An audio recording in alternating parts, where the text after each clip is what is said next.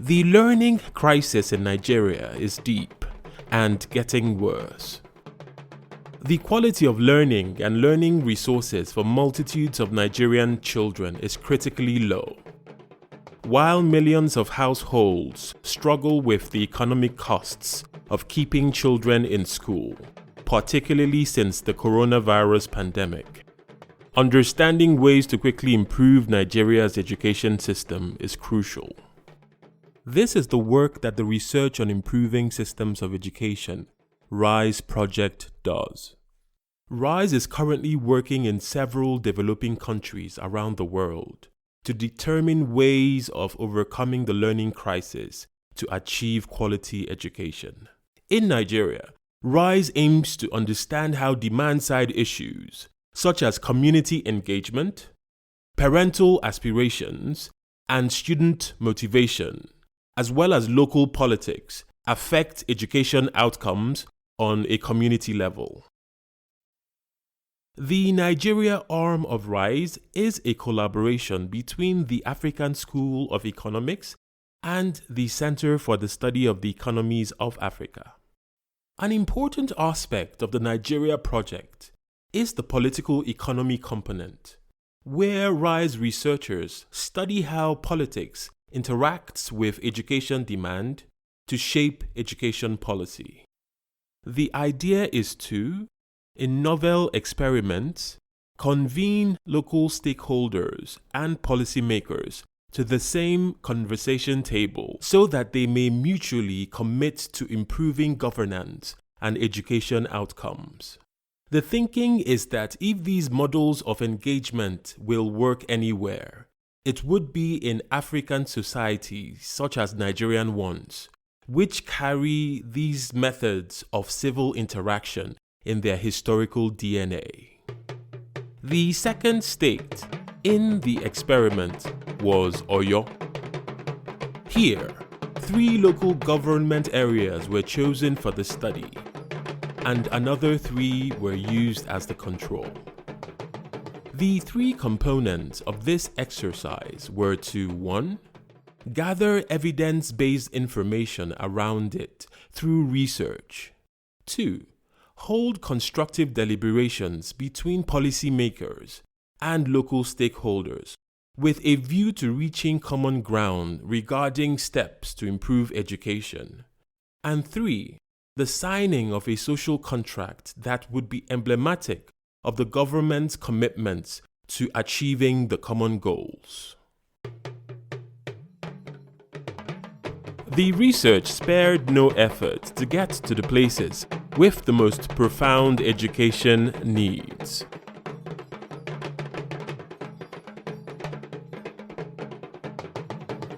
Some of these places were very rural areas with only the most basic amenities. We made our way round the communities and engaged with the local schools.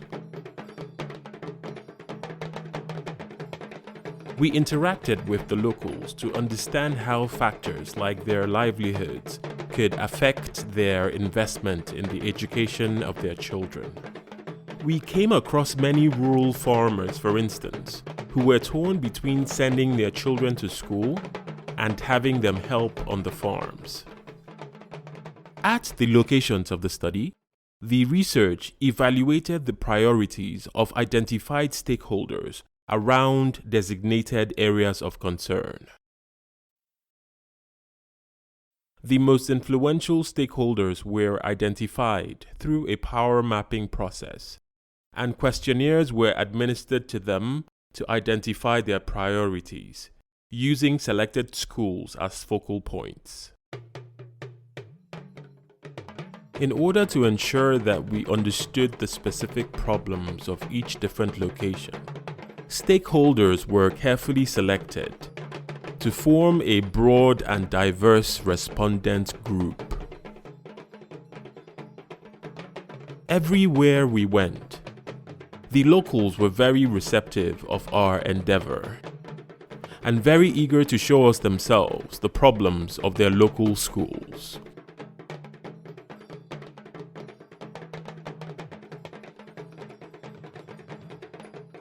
With all of the indigenous leaders, we were given keen listening ears and happy endorsements of our research. Using set-out criteria as guidelines, we assessed and recorded the physical conditions of the schools.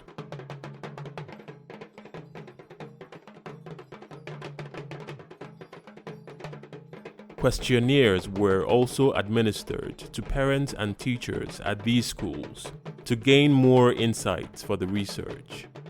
We spoke with the head teachers at these schools to understand the problems they were facing in depth. We have lack of teachers. We don't have teachers. No ceiling, no window, no door, no anything. Area boys used to vandalize the school. Most of our people are sitting down on the floor, writing on the floor. Our parents here don't value education. They value to take their children to the farm. The distance from here to the town is almost like 20 or 25 kilometers. And the road is too bad. They don't have writing material. Most of them, they don't have writing material. In all the groups we engaged, there was a strong sense of investment in the local education situations. From the teachers, to members of the communities, to leaders such as local government chairs, who unanimously asserted that there is an education crisis that needs to be reversed. Finally, the qualifications of the teachers were reviewed and the students were assessed with standardized tests.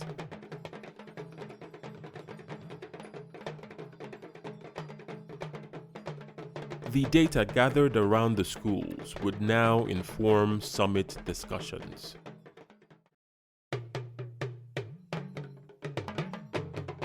The summit in Atiba held on the 20th of January 2021, and the preliminary sessions were moderated by Dr. Oyedeji Anthony. First, participating demand-side stakeholders were introduced.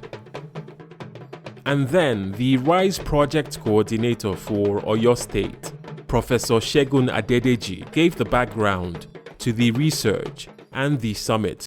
This project is an evaluation of the condition and the state of education in Oyo State. And the essence of the project is an attempt to improve the system of education in the state. The Director for Education and Governance Research at the Center for the Study of the Economies of Africa, Dr. Adedeji Adeniran, introduced the RISE Nigeria project and the political economy component of it. Our interest in primary education is to look at the foundation and unpack what is really, really wrong there. Our approach is to collect data for this particular aspect of the project is around the political economy of education reforms. And we want to demonstrate constructive dialogues and commitment from education actors can make an impact on education. The RISE Nigeria country team lead, Professor Leonard Wanchekon, joined in virtually from Princeton University. It's something unique, something derived from African culture. We can take the main lesson and from there it's going to be scaled up. It's going to be applied in every state in Nigeria, hopefully, and perhaps in other countries in Africa and elsewhere. Project coordinator Mr. Obinna Clinton Oguike presented the research findings. It is also known that the government has decided to spend 23% of their yearly budget on the education system of Oyo State. But the people of Atiba are of the opinion that this funding have not come to them. The report showed quality of education, access to education, and financial management to be the primary concerns around education in Atiba. and these broad areas were studied in sub-issues. Empirical results from different investigations under these were presented, as well as the scores from the standardized tests.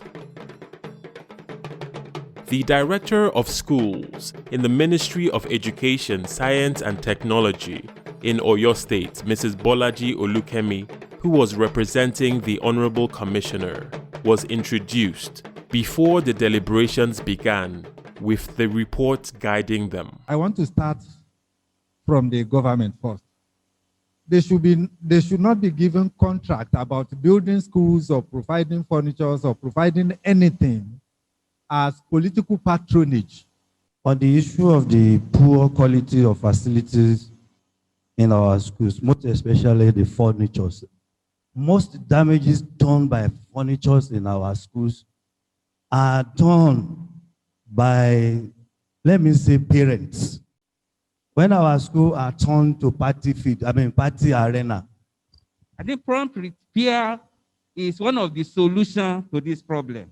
If our schools are fenced, we have fenced in our schools, assessing the school will be difficult for people to damage some of these furnitures. As a policy of government, even though government say don't collect anything, there could be other ways of ensuring that communities are part of the development of the institutions within their community. In Atiba here, we are suffering because many schools in rural areas, when you go to a school, you can even meet one HM without even a single teacher. So how do you think that quality will even take place in that area? There's a need to have more schools if we actually want to address this problem of high teachers to the pupils ratio. More teachers should be recruited. If the government can appropriate 23% of budget to education, I think it's a laudable kind of effort. What percentage of this goes to the primary school level? If we are talking of allocation of money, are we also thinking of misappropriation? Exactly. The little money that you have, you can make impact if you are genuine. This thing borders on collective responsibility. Government solely cannot fund education. Community can assist.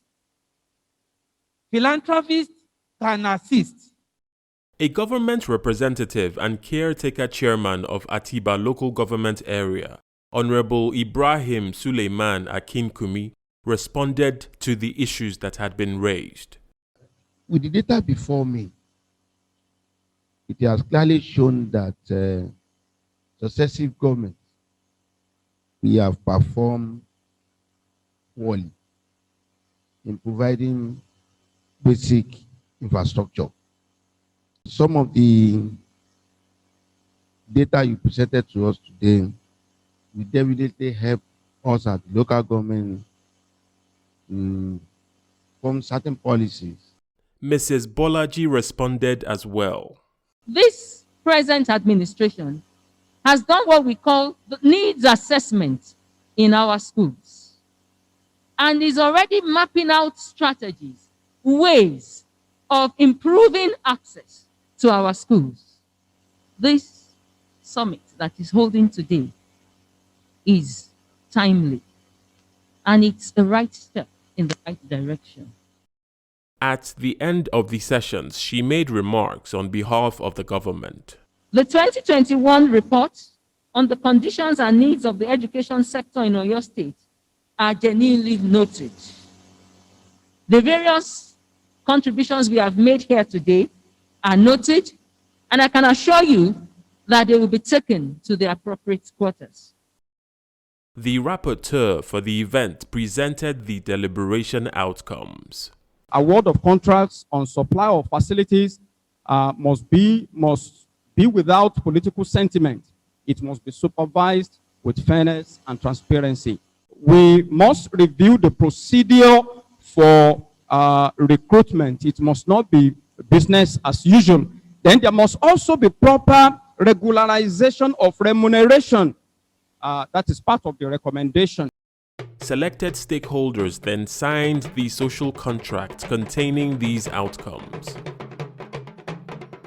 And then the government representatives signed. The social contract was then presented to Mrs. Bolaji to forward to the state government. After the summit, the government representatives and some stakeholders gave their opinions on it. This particular summit is a very good one, and the one that I will encourage us to have more.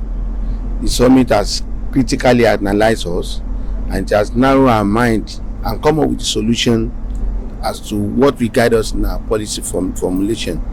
And I can assure you, with what we had at this summit, definitely we are going to implement the communique that is coming out of this summit, and definitely it's going to help our education and move us forward in Atiba local government. I want to commend the organizer of this program, at least for deeming it fit in highlighting the problem facing education and looking at the ways of solving this, alleviating this problem. Government cannot do it all alone. The communities will be more involved. If we could be having such from time to time, I think things will improve. On the 23rd of February 2022, the RISE project returned to the government of Oyo State in a stakeholder engagement event to determine progress and plans towards enhanced education outcomes in line with the project. The Oyo State Commissioner for Education, Science and Technology, Barrister Rahman Abiodun Abdul Rahim, who was represented on the day by the Permanent Secretary, Mrs. Atere Aminat Bamidele, assured the gathering of the government's resolve to meet the target, while participants also offered useful suggestions. At a subsequent meeting, the Oyo State Commissioner for Education reiterated the state government's appreciation of and commitment to their partnership with the RISE project. Yeah, sincerely speaking, the RISE project has been a very commended partner with Oyo State government vis-a-vis education project in so many ways. It has impacted positively on the enrollment of street children in the school, and then for conflict resolutions, because they have organized a lot of stakeholder meetings with all stakeholders, and then I know they've organized so many summits, about 2 or 3 now, and their contributions have impacted positively in the education sector. So I'm happy on behalf of the state to really commend them for all the efforts they have been making, and I'm still looking forward for better decisions. Hopefully, these communities will participate more going forward in shaping education outcomes toward the ideal.